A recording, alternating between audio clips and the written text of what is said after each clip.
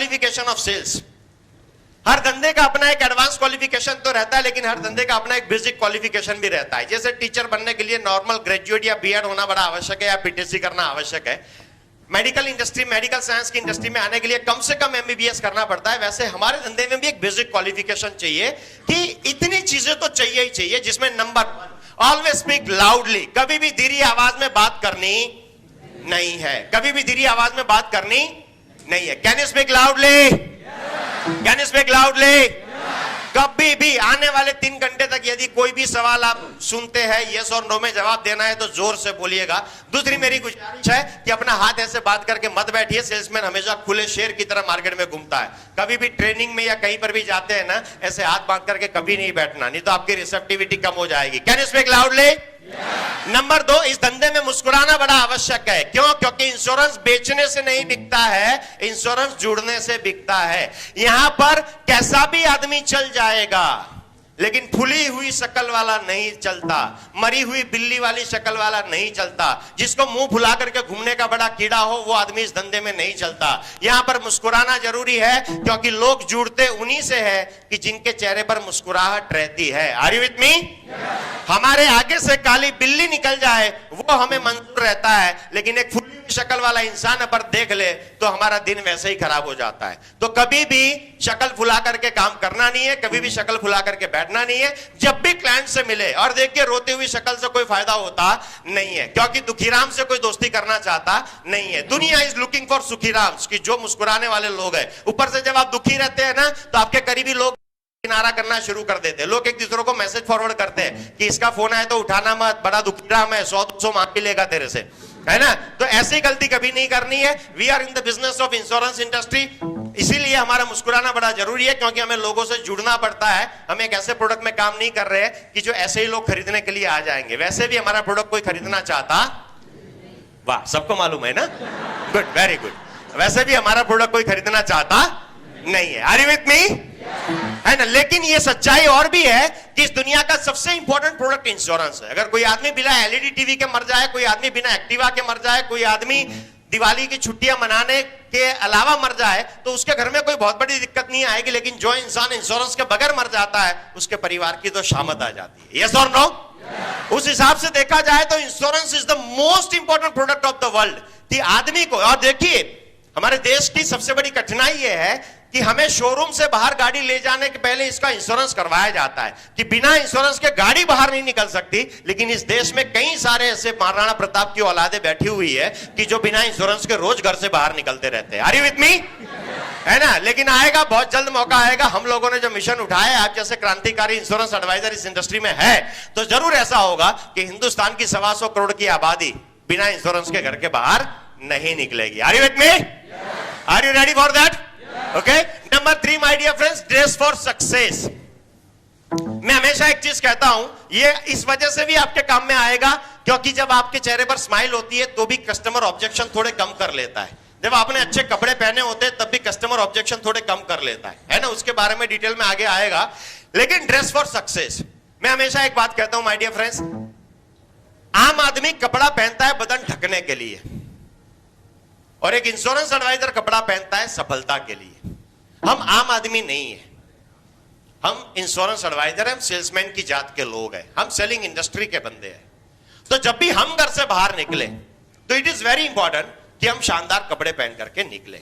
Reason, हम कोई भैंसों को इंश्योरेंस नहीं दे रहे, हम गाय और जानवरों का इंश्योरेंस नहीं कर रहे कि हमें ढूंढने पड़ेंगे। हम तो जैसे ही घर से बाहर निकलते हैं, कस्टमर हमें टकराते रहते हैं। तो जब भी घर से बाहर निकले, मैं तो हमेशा यह कहता हूं कि अगर तुम्हारी औरत तुमको अमूल गोल्ड की 2 थैली लेने के लिए भी भेजती है, तो भी चकाचक होकर के ही मार्केट में निकलना है, भले वो डाउट भी करे। हाँ, वो डाउट भी करे कि दूध लेवा जब हम शू आटला तैयार था हो, उसके बावजूद भी मस्त होकर के निकलना है। कारण यह है कि कस्टमर कहीं भी मिल सकता है।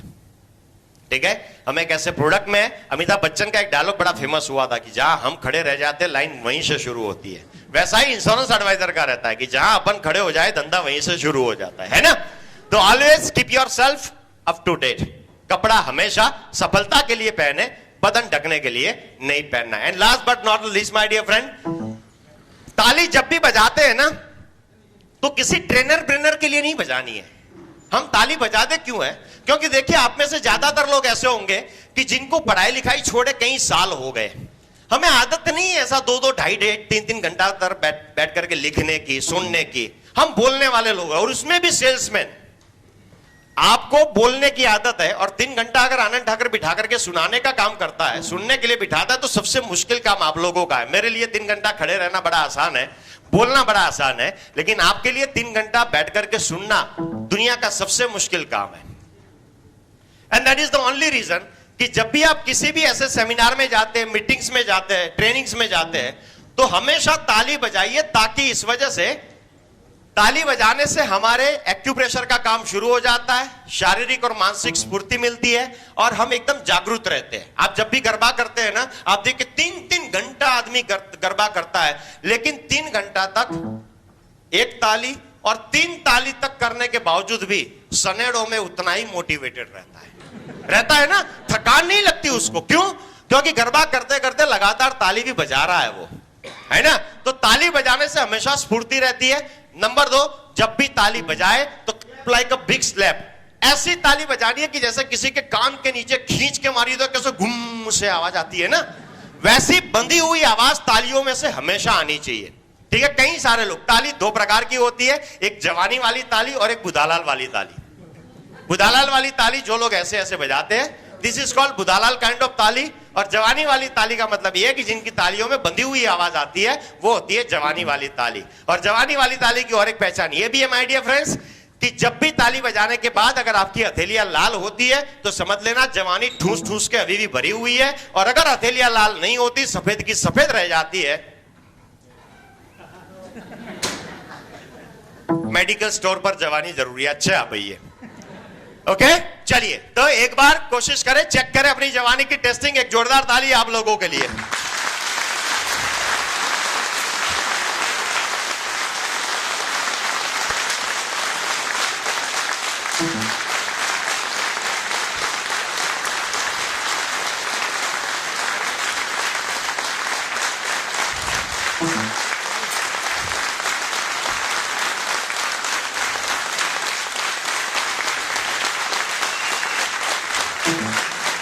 हो गई सर?